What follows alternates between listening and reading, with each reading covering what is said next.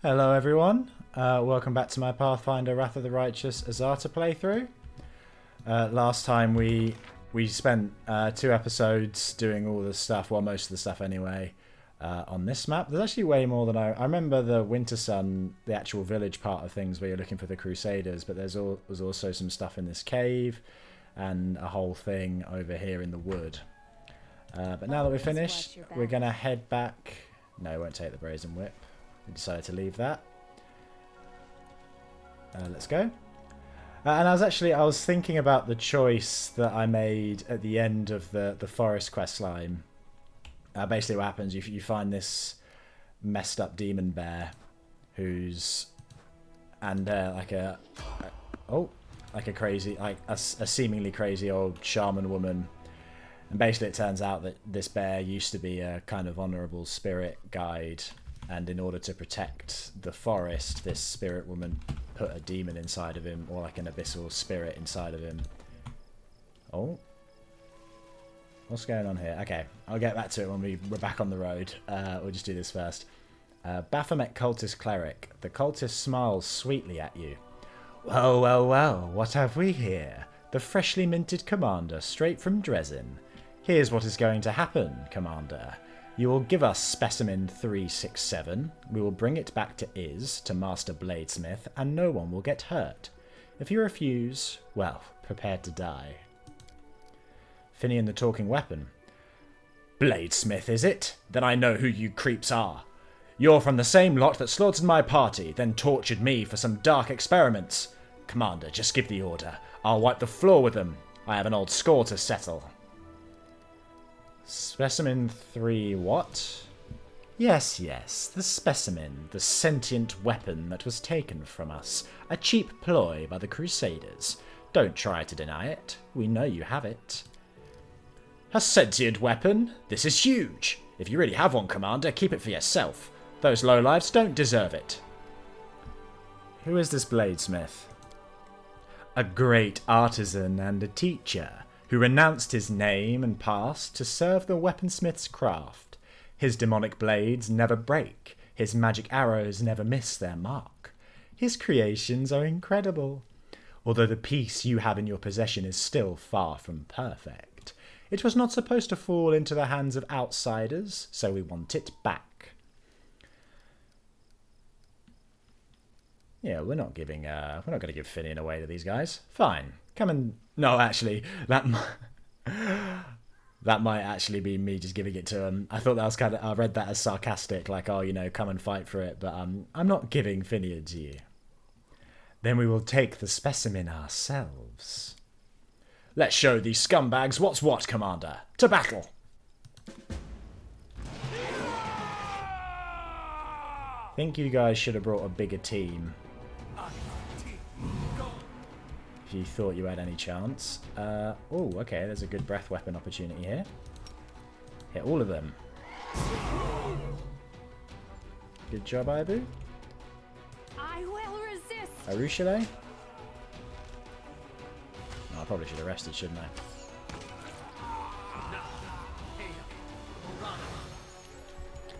That's okay, I'm still not especially worried. Do your weapon enchantment nest. Then do force punch on this guy. I think the leader's dead already. Yeah, you guys really picked the wrong fight here. Ember, you can move up and do glitter dust on these last 2. That'll help us hit the invisible one. Woolgif, you can also move up and do magic missile on the evoker. Well, that they're immune apparently. That's good.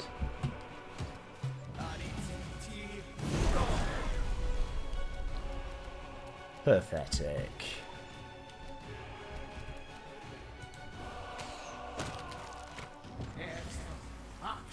Oh. Summoning some dogs, eh? I'm hardly worried about 3 wolves.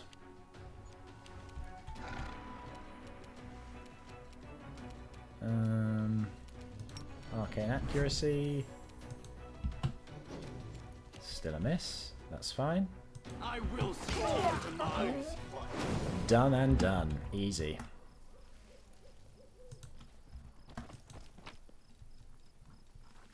You know what? Maybe now's a good time to talk to Finnean. I do keep saying I need to remember to do that. Seeing as something's just happened, maybe this is the right opportunity. So I think the way we talk to him is to click on... Yeah, start dialogue. There you go. Hail to the adventurers. You know, I've never regretted following you. Everything seems to revolve around you, like beavers in a mill wheel. I'll have to write after a lot to write in my report to the Pathfinder Society. Although, thinking about it, it's been a while since I last sent them any reports. We just got ambushed by cultists who spoke of this bladesmith. I suspect you might know him. Finnean's tone is grim. All too well. He was the one who tortured me. I don't know what specimens they wanted from you. Maybe they thought I had stolen something from them. You are what they wanted, Finnean. Wait, I just remembered something. His voice turns hopeful. That bladesmith's workshop was just outside Iz, right by the walls. If Gore and Willing we are ever in those parts, I'll beat the hell out of that scumbag for all he did to me. Ha! Finding those cultists was a stroke of luck. I'm ready to leap into battle right now. Just say the word. It's like I can feel this newfound strength. When you go to Iz, make sure to bring me along. I think he maybe leveled up after that. I'm not going to tell him to stop talking.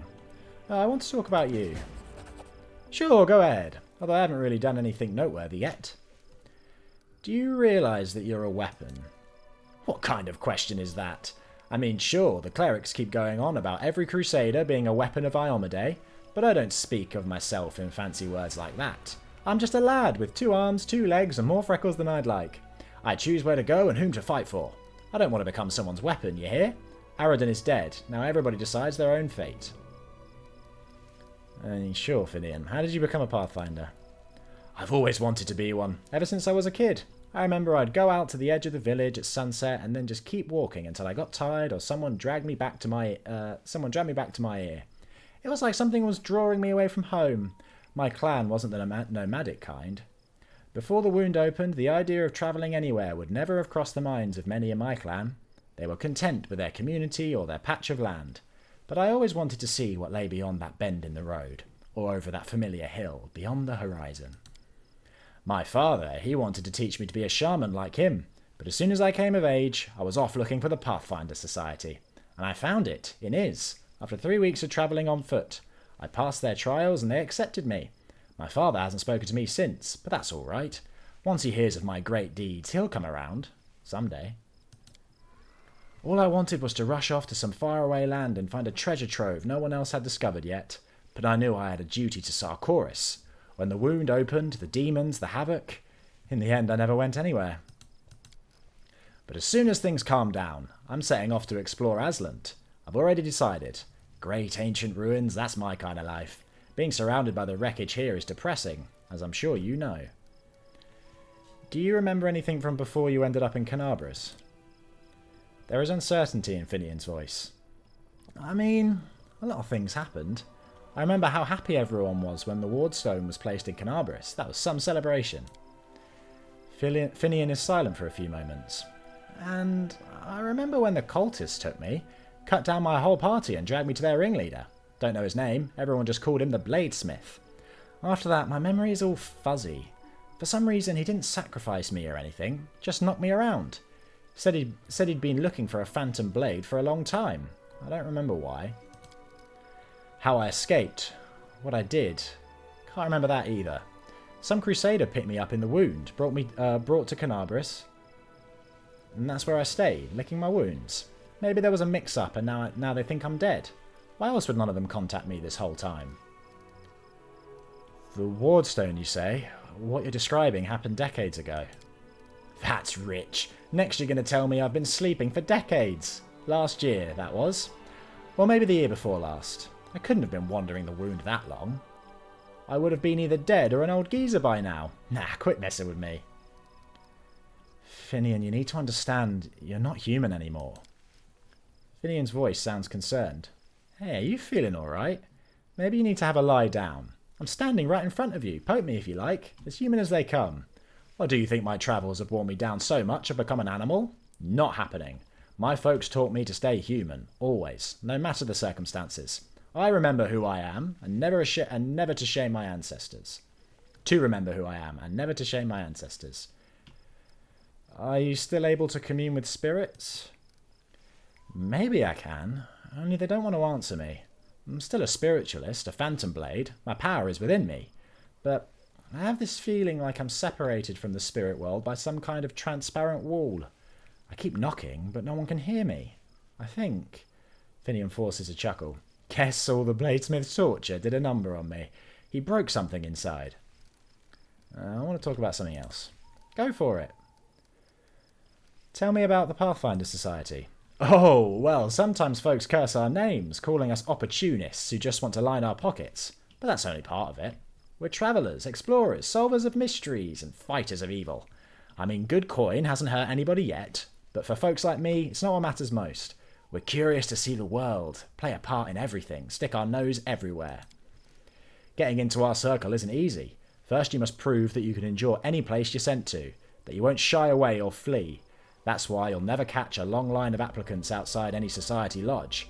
Every lodge has a venture captain, and if they approve your application, you're in. And there are many lodges all over the world, but the main one, the Grand Lodge, is located far away, in Absalom. I've never been there myself, but I've heard a lot of stories about it and about the Decemvirate that governs all Pathfinder affairs from there. That's all for now. I should get going. If you feel like chatting, I'm always here. Yeah, he's even more oblivious than Ulbrich is. Anyway, back to what I was talking about. So yeah, we ended up taking the lawful decision rather than we tried the good decision, but it didn't lead to anything. And I guess there are two schools of thought when it comes to what to do in a role-playing game like this, especially one where you can pick your alignment. Because I guess there's the idea that you should either do the alignment as picked, like, oh, if I picked chaotic good, therefore I'm obligated to take anything that's chaotic or good, because and if I don't, I'm breaking character. Or you kind of go in with an idea of what your character is, pick the alignment that you think's closest to that, but you still have some flexibility. You still kind of pick decisions based on what you think your character would do, rather than what the game says your character would do, if that makes sense. And I think, both are potentially valid. We're probably going to end up resting soon, so I'll do a haste, do the last haste. But for me, I think I try to stick with what I think the character would do as I come up with them and as I get to know them. And for the most part in this game, chaotic good especially, it fits. I like either the chaotic or good options, and it feels like that's what Ness would do. But in that case, I think, for one, I think it's open to debate whether... Well, I mean, as it was described, what happened did feel like the lawful option. Because it was kind of like, oh, I sentence you for messing with the Abyss. And for putting a demon... Like, regardless of the consequences, I'm going to punish you for putting a demon inside this bear, even if it has been keeping the forest safe for a while. But at the same time, I think the way I've characterised Nesh, she wouldn't demand that the shaman do the right thing, and then when the shaman refuses, just be like, well, okay, I guess I'm going to leave things as they are. And I don't necessarily think everything Ness does, like, because I'm pretty sure what we did, I didn't necessarily think it all the way through when it happened, because I kind of think, even though what that shaman was doing was kind of horrible and it was definitely not in the bear's interests, she built up a sympathy for them, for Orson, and didn't want to see him continually be subjected to what he was being subjected to. Oh, fails to dispel. Okay, it's a bit annoying. I guess, and also I think there is an element of chaos in the idea of like, oh, I know that there's a working system here, but because I don't like what you're doing on a personal level, I'm gonna stop it, and even if that leads to the forest dying, which I think might be the outcome of what we did. I think it might lead to the forest being being destroyed, and that might even affect the village that we saved, because they live there, obviously. And I also think there's always room to debate about how the game assigns chaotic, lawful, good, evil decisions. Cover me. I kind of wish there was a chaotic way, like there was a chaotic option for killing the shaman. Because the only chaotic option that was there was just being like, oh, okay, I'm just going to leave things as is, which feels more neutral, if anything. Feels like, oh, you know, things are working, even if it's potentially causing this ancient spiritual bear suffering, or if it means that the woman is messing, the shaman is messing with, you know, evil forces to accomplish it. But ultimately, these games are single player, and no one's forcing you to. Obviously, like, if you keep making decisions that are against your game's alignment, then you should maybe think about. Oh, I thought that was the game moving me over. Not, it was just my mouse moved up. Obviously, if you pick chaotic good, and then every decision you end up picking lawful evil, maybe you should change your alignment to lawful evil because it just fits better. But every now and again, picking something that's against your alignment, I think if you can justify it either from a kind of character role-playing position, or from a or from or you just think, oh, I don't want to do this. What I don't really do is play the kind of optimal decision just because it's the optimal decision. Now, if the optimal decision fits with what I think my character would do, then that's all good. But if it's like, oh, I think my character would do this, but I know that doing this other thing will get me a nice set of armor, or will be just more beneficial objectively.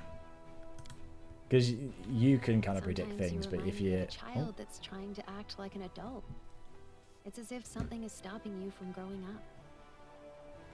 Let me get this straight. You look at other people and it makes you want to grab them and suck them dry, but you take one look at me and you want to pat me on the head? I think I should be offended by that. She's just being nice, Woljif.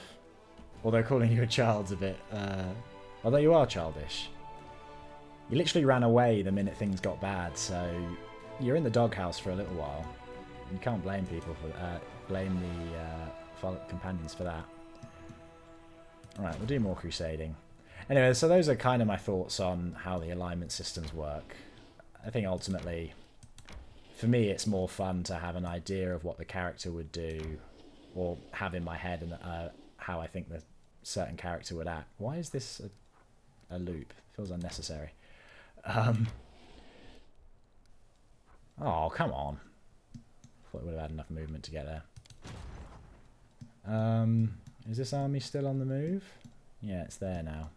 I think it is coming for this base, so we'll try and move our main army down, because I'm not sure if this army is going to cut it, really, when it comes to defending this fort. But yeah, ultimately, I kind of regret the decision we made, but I also think it was the most Nest-like decision.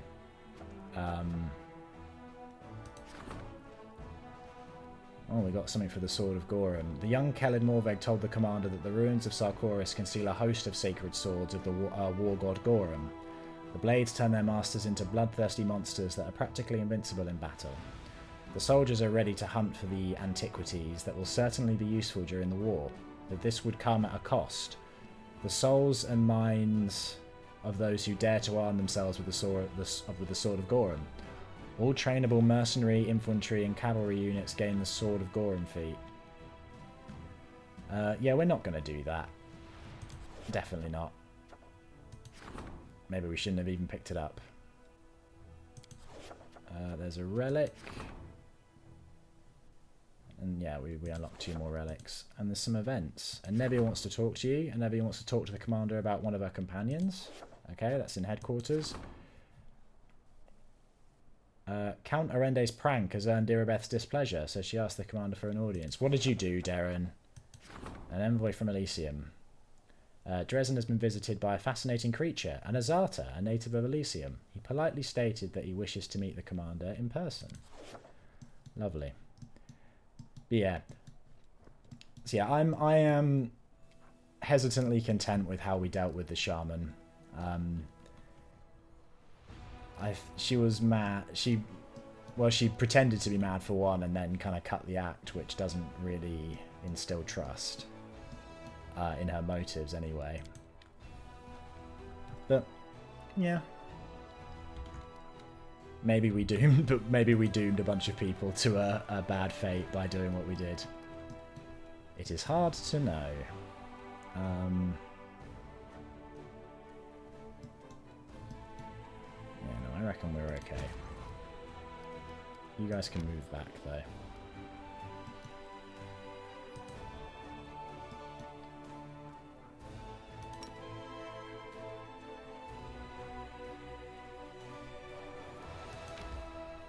No, we don't want to enter the Lost Chapel. We want to go home. We can deal with those events.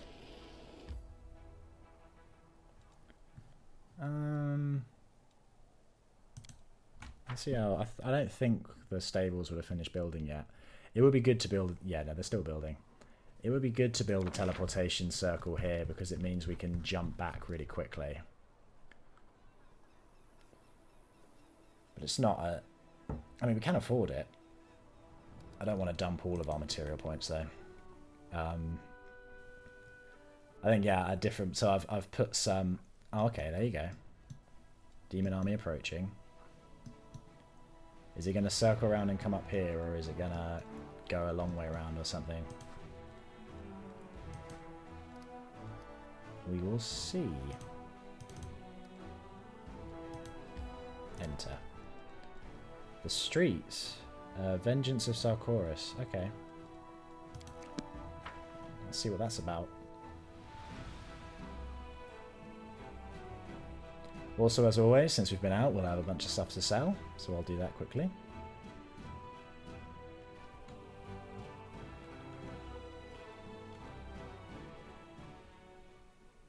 Thing is, the streets, I think, covers most of Dresden, so we might not know exactly where that is.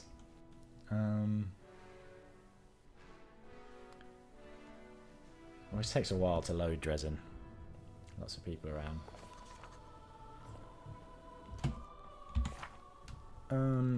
Vengeance and Sarkoris. Oh yeah, we need to talk to Sia. I have no idea where he is. Is he on the map? Captain Haramatten. Holger Squirt. There he is. He's over there. Conveniently by the one-eyed devil who we can sell stuff to. That is what we like to see. Makes things easy for me.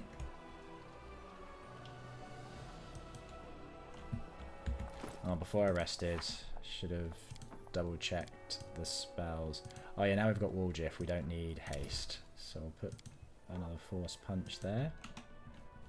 And we don't need shield either, so I'll put one more True Strike and one more Shocking Grasp. Actually, let's do 5 Shocking Grasps.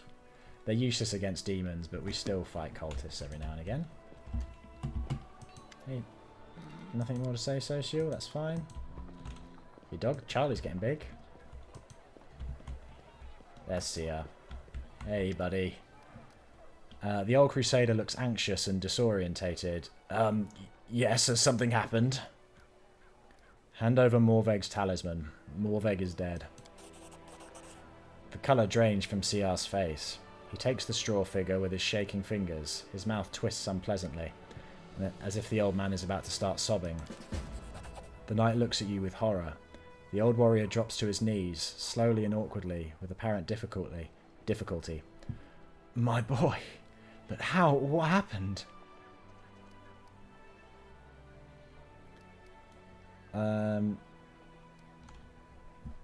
So we could just be blunt. Good. Chaotic, don't blame yourself. You can't always make decisions for your wards. Morveg did what his heart desired. It's a shame he died, but if you had restricted him, he would never have been happy. Or good. We're not going to do the evil option, definitely not there. It's not your fault. Got himself killed is a bit different than we killed him. Let's go good. It's not your fault. Morveg's soul was consumed by vengeance. He went to get the cursed sword of Gorham and got himself killed. Poor boy. I was afraid of this. The war tainted his soul with darkness the moment he was born.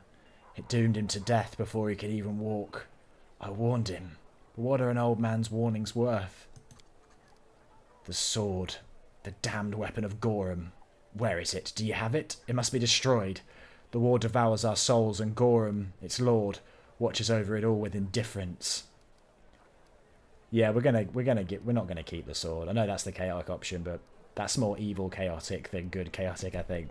Hand over the Fang of Malice. Take it and destroy it. You've done the right thing. The honourable thing. No one will ever fall victim to it again. No one will suffer poor Morveg's fate. Damn this war. I know how difficult it can be to keep yourself in check when war is raging around you, when your comrades are dying. Your deed will not go unnoticed.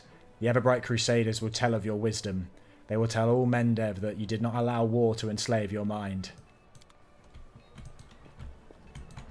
I don't do it for the praise. Isn't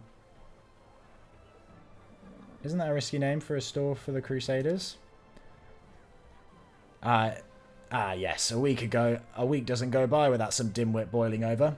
Well, they don't pay me to explain the difference between allies and enemies, devils and demons. Lord Asmodeus and all the riffraff like Baphomet and Dascari, they can go hang. The tiefling spits... I can't remember the voice I did for him. The tiefling spits between his feet and swiftly places another pinch of chewing tobacco in his mouth. Here's what I think. If you like it, buy it. You don't like it, keep moving. If you're spoiling for a fight, take yourself off to the tavern. Have you heard about my new powers? What do you make of them? People are saying bad things about you, Commander. To be clear, the speakers may not see anything bad in what they say, but I do. They say you're the chosen of Desna, and the most insignificant of all the goddesses. The only thing she knows how to do is flap her butterfly wings and meddle in the affairs of others. They also say you're not a patch on the other crusade leaders, that you'll accept absolutely anyone under your banner. A former thief, a goblin, a kobold, even a stump with eyes. And you've got yourself quite the troublesome pet. I could understand a serious battle dragon, but this misbegotten thing with dragonfly wings, she gives you as much trouble as a flock of hundreds of sparrows. And what good does it do you? It's bad business to associate with such creature. I prefer devils myself, as the terms are clearly laid out in the contract. You want to buy some nail clippings? Why not? Show me the money first, though. Certainly, certainly. The tiefling gives you some gold coins, then wraps your nail clippings in paper and stows them in one of the purses hanging from his belt. Show me your wares. Do bulk selling. Dump some of this stuff. We don't need 4 scimitar +1s. We don't need 2 glaive +1s. We don't need 3 hand axes. These are all just standard +1 things, aren't they? They're not... Reginald's already got a gnome hook hammer. Get rid of the war hammer. Get rid of the longsword. Sealer's got a better one. Get rid of all these standard composite longbows. Yep.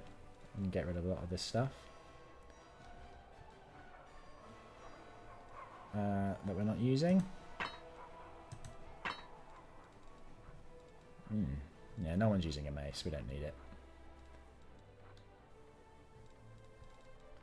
Deal. Buff my funds up, please.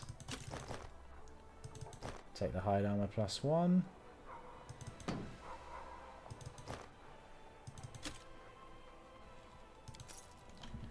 That's fine for now. Okay, we did that. Let's head up to the Crusader offices. I want to make sure we bring Ivy with us. Where is Ivy? Oh, hello, Lady Konomi. Lady Konomi is engrossed in reading some kind of letter. Upon noticing you, she frowns nervously for a moment, but then greets you with a graceful bow. Commander, how may I be of service to you? What are you reading? That is a state secret, but for you, I can offer a hint. Every single day, I receive dozens of classified diplomatic missives from all countries supporting the crusade. Kitsune are a rare sight in Mendev. Lady Konomi shrugs. I'm a child of a passionate and curious people. We live everywhere. You are just not always aware of our existence. Well, yeah, Nenio's a case of that. You're not the first to have taken an interest in my race. Your companion, Nenio, has already interrogated me. A most amusing individual. Truly, we Kitsune are incapable of normalcy. We find our passion and we surrender to it entirely, mind and soul. Although in Nenio's case, I fear the mind was lost, along with common sense. I have a question regarding diplomacy. I am happy to oblige. I am always willing to talk about my craft. What's the current situation in Mendev? Things aren't terrible. For a nation that has been at war with a demonic invasion force for a century, people are weary of taxes, the army continues to pay tributes in blood, and many noble families are dying out, which breeds inheritance disputes. However, the crown stands strong, and its authority remains high. The nobles are ready to follow Her Majesty's orders, and the Royal Council, comprising the closest and most truest servants of the Queen, governs the nation sensibly and astutely. Why are you so fascinated by politics? Is this something all Kitsune share? Not at all. However, we Kitsune are predators, and our hunting spirit is strong. But unfortunately, chasing rabbits in the fields is rather boring, vulgar, and unfashionable. Politics is a hunt of a much more dignified sort, refined and captivating. Whenever I pick up the quill to write a letter of protest, oh, I feel like I'm ready to go for my prey's throat. So invigorating. I'm not comfortable with the Royal Council imposing its will on me. Please don't paint the situation in such a bleak light, Commander. The Royal Council does not seek to hinder you. It merely suggests the most sensible course of action. The members of the Royal Council have been serving Her Majesty for many years and have proven their wisdom. While your attention is focused on the war, they think about Mendev's future. Listen to their words and there will be peace between you. You don't look like a soldier, and you're different from my other advisors. You're right, I'm not a soldier. Warfare has always been too bloody for my tastes. I prefer the intricate tapestries of politics, proposals with double and triple agendas, clashes of ideologies, and long-term strategizing. But they say that war is merely a continuation of politics, which is why my duties have brought me to your headquarters. I have no more questions. What is your role in my army? Oh, don't get me wrong, Commander. I'm not your soldier. I serve Her Majesty Queen Galfrey. She sent me to head the Diplomatic Council of the Crusade and consult with you on particularly sensitive matters. We'll ask her about herself later. I don't need to do all the talking now. I want to get on with doing some of the Crusader stuff. Oh, it's warm today.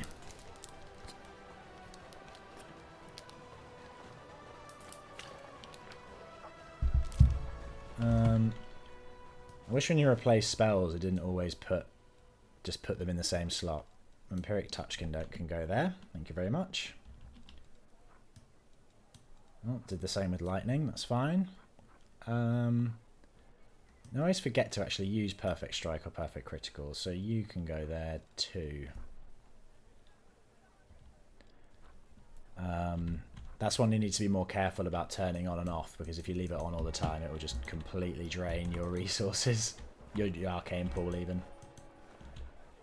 I love that we're followed around by a little mouse thing now. We have animals everywhere.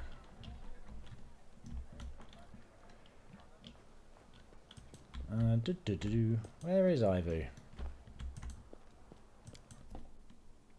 mean, she'll be in here.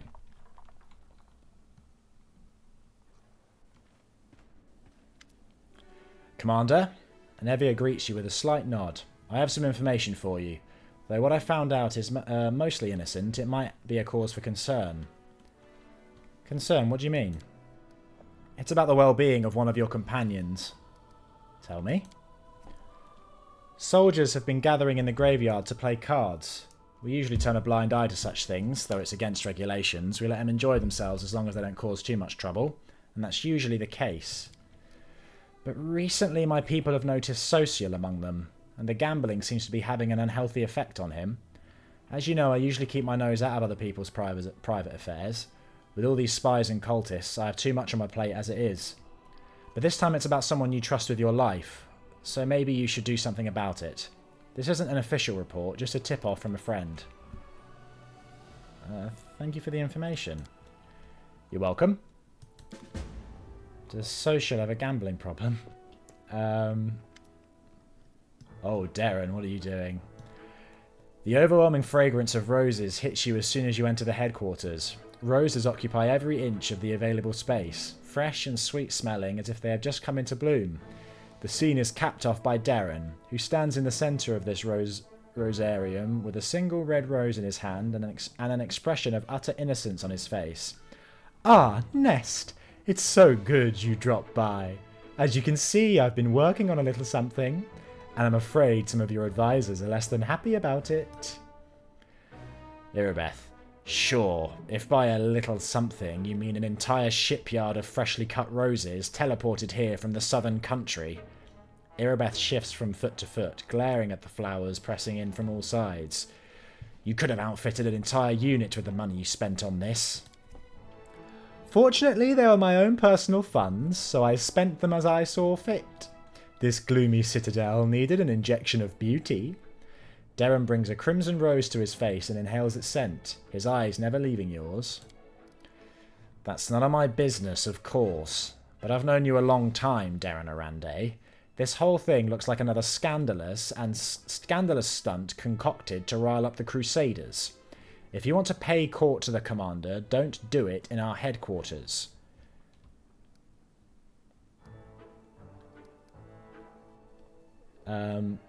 Do you have something to say to that, Count? "A tragic misunderstanding has occurred." Darren pauses while continuing to cast delighted glances at you over his rose. "The thing is, I have no intention whatsoever of courting the commander in the romantic sense of this word. It never even crossed my mind. I do not know what led you to such a farcical conclusion." Darren holds the rose with the utmost delicacy, waving it gently from side to side. "According to the recent research conducted by Absalon scholars, the scent of roses reduces stress and fatigue, refreshes one's thoughts, and stimulates intellectual activity. So I only had the good of the crusade in mind when I placed these flowers here. My actions were entirely selfless and sincere."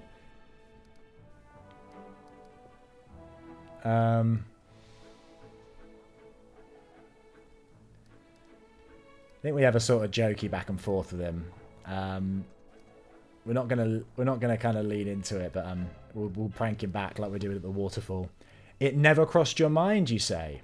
Well, in that case, it won't ever cross my mind to fill your bedroom with crates of Crusaders' unwashed unmentionables." "They all have to be stored somewhere, I suppose," Darren smirks. "Don't worry. Should that happen, I'll find another room for myself. Perhaps even another bedroom, and not an empty one." He bows. "I do believe my work here is done. Till next time, Nest." Early sunset. Otherworldly is the word that describes the stranger's face best. Everything about him indicates that he has arrived from another plane. He bows before you with grace and dignity. "So that's what you look like, troublemaker. The whole plane of Elysium seems to be talking about you. Your power resounds through space like a bell. I hurried to the call so I could advise you and help you avoid any missteps." "Boring," yawns Ivu. "Wisdom is often tiresome. A mortal cannot be expected to wield supernatural power without guidance. So you would do well to take advice from an actual supernatural being. Nest, you may call me Early Sunset. I hope to become your most trusted advisor in all matters, great or small." "So, you're a real Azata then? You came from Elysium?" "Not precisely. The news of you and your peculiar abilities reached me while I was travelling between planes, so I have not come directly from Elysium. However, I can tell you quite a lot about it if you'd like." "How exactly can you help me?" "I will monitor your abilities, observing how they develop. You have probably discovered by now that they are somewhat chaotic and prone to spontaneous manifestation without your deliberate will. It's not surprising.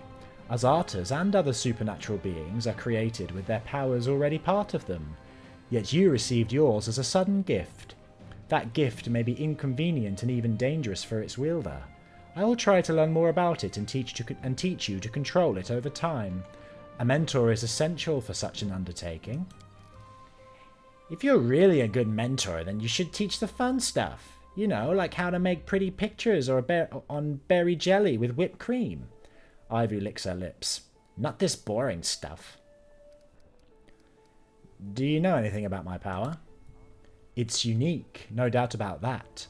Everything seems to suggest that you're somehow wielding the powers of the mightiest Azatas. Mortals possess many gifts and may reach extraordinary heights in sorcery, but your abilities are on another level entirely. They abide by different rules, if there are any rules at all to speak of. If this is the will of one of the gods of Elysium, I'd like to be the first to discover their intentions. That said, it may well be a careless folly long forgotten by its author, and not a deliberate design. In that case, you will need my help and advice all the more. Glad to meet you, Early Sunset. The pleasure is mine. The newcomer inclines his head. I'll take up no more of your time. If you wish to talk, I'll be nearby.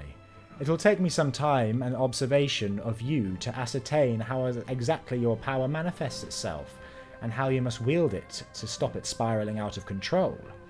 Once I have something useful to tell you, I will inform you without delay. Cool. We have an Azata with us now. Let's do some Crusade affairs. Mainly I want to keep moving the armies around before we head on out again. Yes, I know a demon's army is approaching. They are somewhat close now, but I think we're okay. We're still waiting on some of these. Campaign.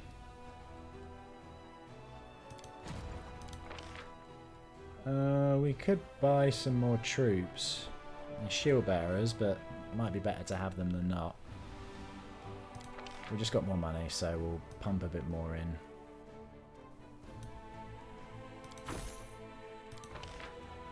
Recruit, sure.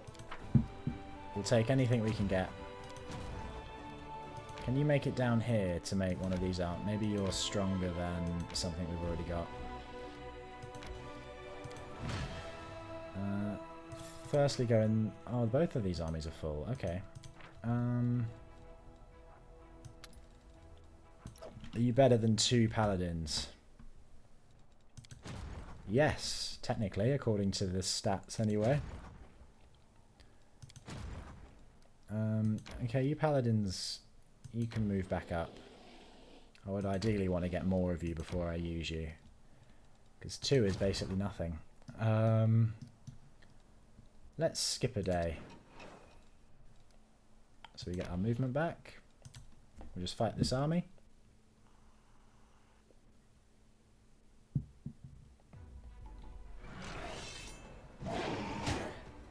They moved fast. Can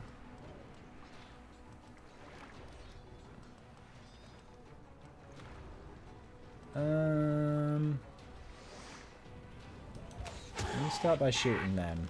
I kind of want to save our mana. Bring out the dogs.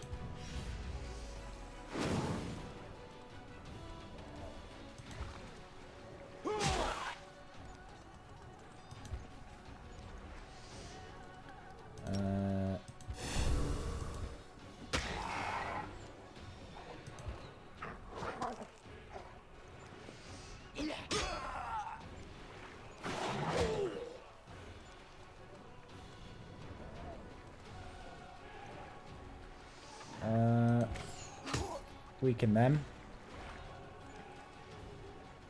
You guys come in. Oh, you couldn't have killed them. That would have been much nicer.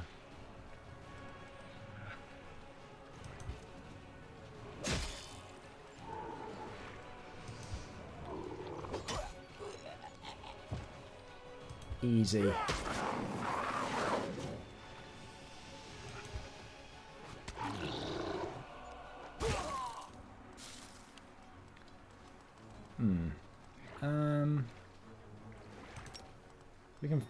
We can afford a Scorching Ray. There you go.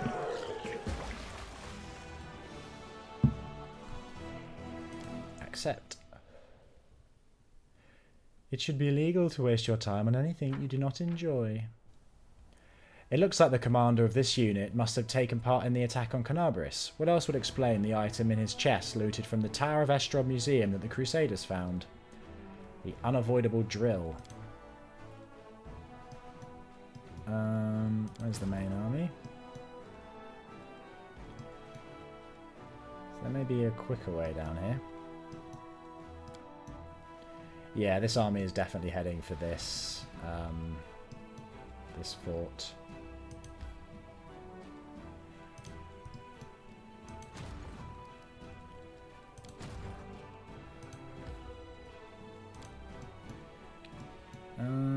Is there really no path that's connecting these two? It's slightly irritating. Well, this way is definitely shorter.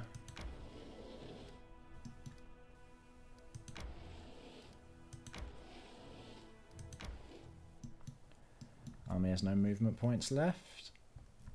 I'm not too worried. I think our level 3 army should be able to deal with it. Let's go talk to Social.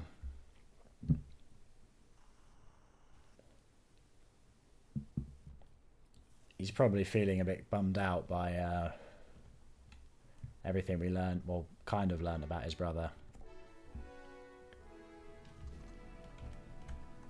You alright, Irabeth? Oh yeah, we need to tell her about this. Hail, Commander. We learned the fate of the missing patrol. Our people were killed by clan members from Old Sarkoris. They had been bewitched by the demon Jerabeth. Survivors from Sarkoris? In the middle of the world wound? They must be made of tough stuff.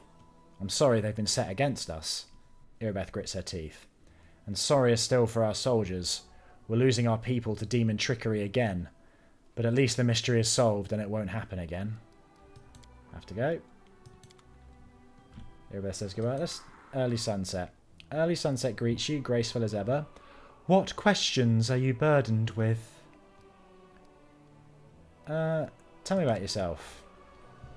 By mortal standards, I am very, very old, so telling you about myself would take an unreasonably long time. Early sunset closes his shimmering eyes for a moment. Many of the creatures you call supernatural emerge from the reborn souls of mortals. I am not one of them. I was shaped from a fragment of my home plane as an embodiment of its principles. An eternity has passed since then, during which I have seen the incredible and witnessed the unbelievable. Gods battling one another, demon lords rising and falling, centuries-long disputes over the fate of a single soul brought before Pharasma's judgment. Yet despite the breadth of my experience, there are still things in this world that can surprise me. Like you, for instance. Tell me about the gods and the things that have happened on other planes. You must have witnessed many great events. Oh, I know a story that you should find engaging. It's not directly related to you or current events, but it's still quite instructive. It occurred, let me see, less than 600 years ago, as time is measured in the material plane. In other words, it might as well have been yesterday. It all began with Aola, Lady of the Hunt, a demon lord who has since perished. It was her penchant to take control of the body of a recently deceased hero and visit their family and friends to wreak death on them in an especially gruesome manner. Aola preferred to keep the hero's soul somewhere close at hand to make them watch their loved ones die, unable to intervene. Early sunset falls silent for a moment. Believe me, I take no pleasure in recounting this meaningless violence. It so happened that Aola had picked a righteous Desnan priestess, one the goddess was especially fond of, as her new victim. It enraged the goddess, and believe me, the wrath of the righteous... Oh, title card. The wrath of the righteous is much more destructive than that of evil and darkness. Desna stormed into the abyss itself and obliterated Aola along with her realm, reduced her to dust, scattered her in the wind. And when she did that, something unprecedented occurred. Demon lords who had lived like spiders in a jar since time immemorial, never missing a chance to bite each other, suddenly banded together in an alliance called the Coalition of Chaos. I don't recall ever, and I mean ever, laughing as hard as I did when I first heard that name. That said, most of the gods did not see the humour in it. A planar war was about to break out, one that would claim at least as many lives as Earthfall, all because of a single priestess, her family, and her friends. See, I think this is kind of similar to the choice. Well, maybe not similar to the choice we made with the shaman, but Desna did something on behalf of her feelings for an individual, and it led to some more kind of chaotic things happening. Thankfully, Callistra wished to right Desna's wrongs. The goddess of revenge revealed her most powerful aspect, sowing discord among the demon lords. The savoured Sting is a true artist in that regard, I must say. The coalition of chaos crumbled, and the war never began. The demon lords and their armies crawled back to the abyss where they belonged, without glory. Yeah, at least Desna actually fought evil instead of sitting on her hands. If you feel in your heart that this is the right path, do not stop. Act as the beautiful goddess of the stars did.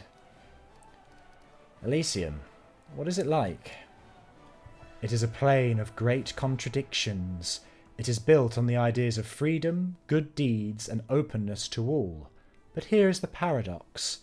If you do not believe in restrictions, and are prepared to accept everyone, must you also accept those who seek to restrain your freedom and bind you? If you are good and enjoy liberty, must you put up with those who are evil and who thirst for power? Will banishing them be considered a restriction of their freedom? So many questions. So chaotic is that plane that its separate parts contrast sharply with the whole. Vengeful Callistra and Gorum, the embodiment of endless and meaningless war, rule over Elysium alongside the carefree Desna and the adventure god Caden Kylene. I might say that the one thing Elysium cannot abide is order, but it wouldn't quite be true. It is more that order avoids Elysium at all costs. How is your study of my power progressing? Not quite as quickly as I'd like. Still, I can already tell that the key to controlling your power lies in self-control, believe it or not. You're driven by emotion. It may bring visions of Elysium upon you, or it may turn the rock you stand upon into a garden.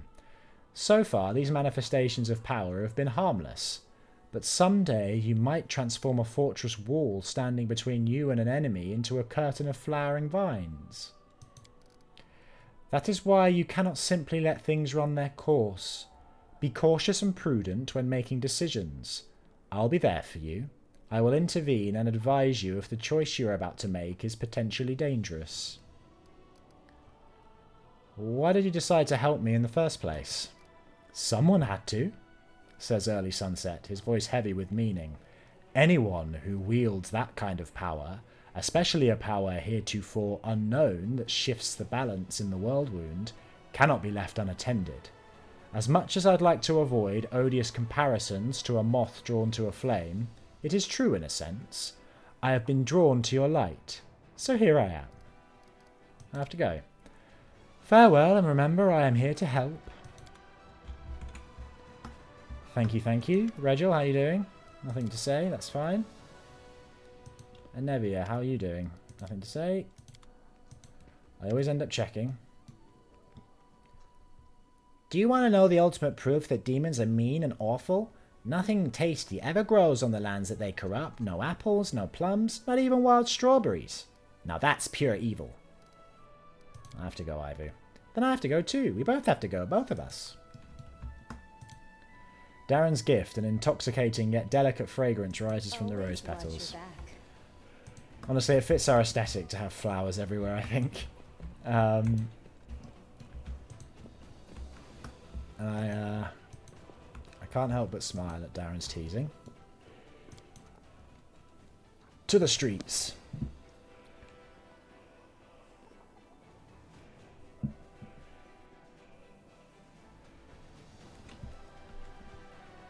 Do we have any gear to put on? Or change around? Around this time we should start getting +4 belts, like this +4 belt of Constitution. And headbands too. I think we already looked at these though.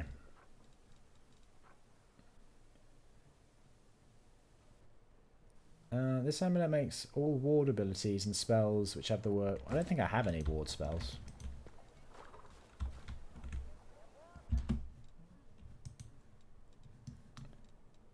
If I don't have any ward spells, then it's not necessary.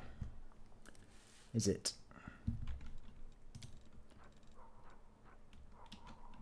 I might try experimenting with this summon Mastodon though at some point. Do you have anything to say about bumping into some old Sarkorians, Ulbrig? Nope. Soft grass underfoot to you. Can we actually go back into the dungeons? No. It's a shame if you leave any loot in there or miss anything, you can't go back and get it. Oh, Dorgan Linda's there. Hello, Commander. Commander! I'm going to change her voice around a bit. The middle-aged dwarf salutes you casually. Her face is disfigured by huge, scarred claw marks. One of her eyes is covered by a black patch, and the other is looking at you sternly and intently. Dorgan Linda Stranglehold at your service. Apologies for my attempt. I'm going to keep giving it a go, but it might not be the best Scottish accent. I'm the Chief Quartermaster in charge of material support. I make sure our brave soldiers are armed, armoured, and fed when they go into battle. Nah, this is terrible. Or at least 2 out of the 3 are. You know how it goes. Dorgan Linda chuckles.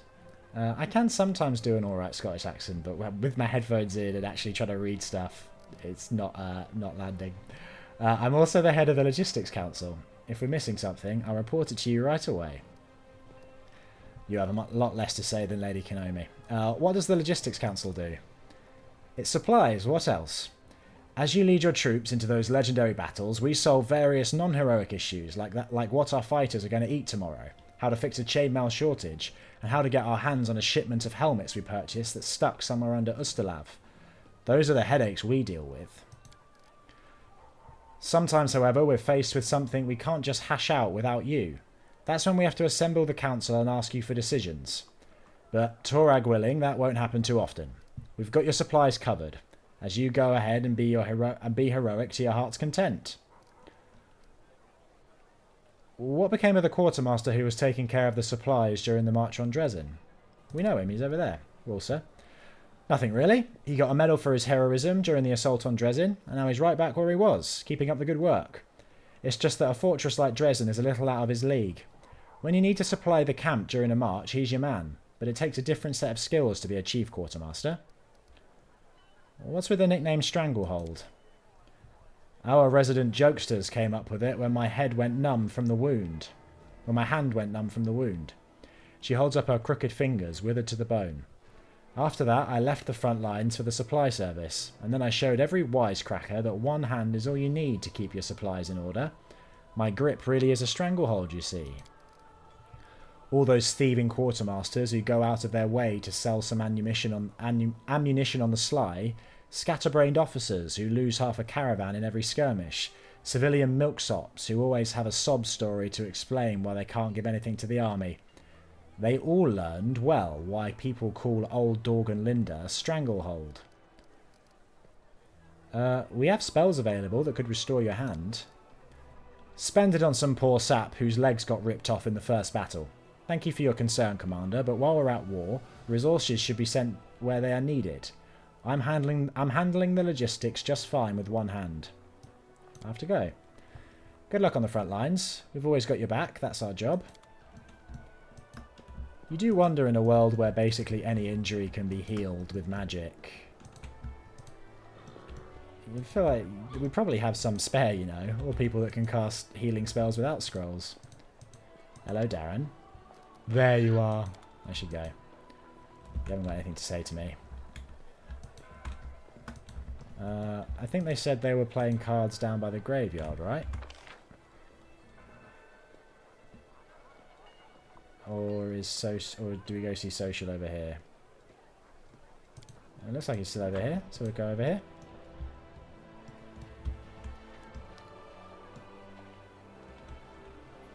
I want Ivu travelling around with me. Where is she?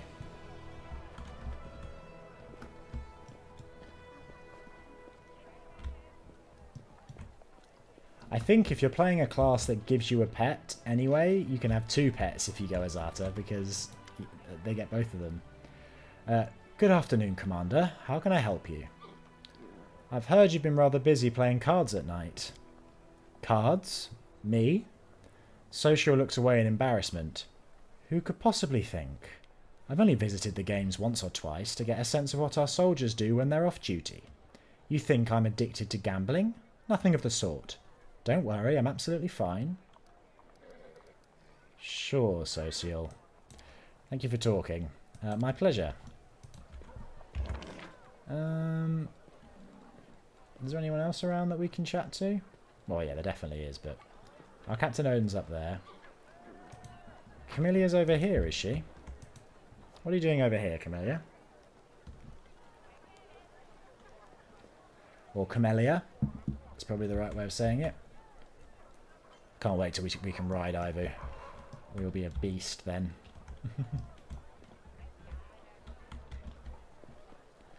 Maybe we can shrink ourselves and ride her. It depends on your size comparison between you and your animal, whether you can ride them or not. Which makes sense. You don't need like a special skill or a feat to be able to do it. No, okay, I won't keep you.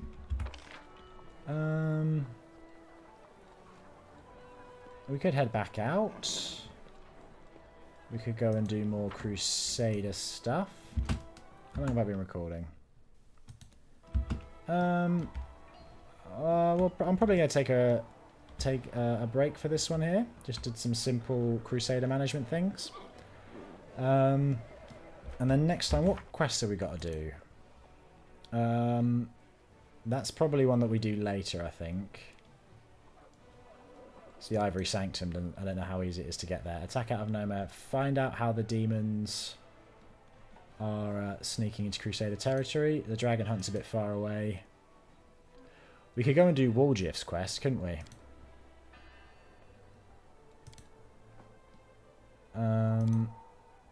Yeah, we could go and find Voyatel for Walgif. And yeah, we're still just waiting on a few of these things. The Outcast. Yeah, that's just a wait around for something to happen thing.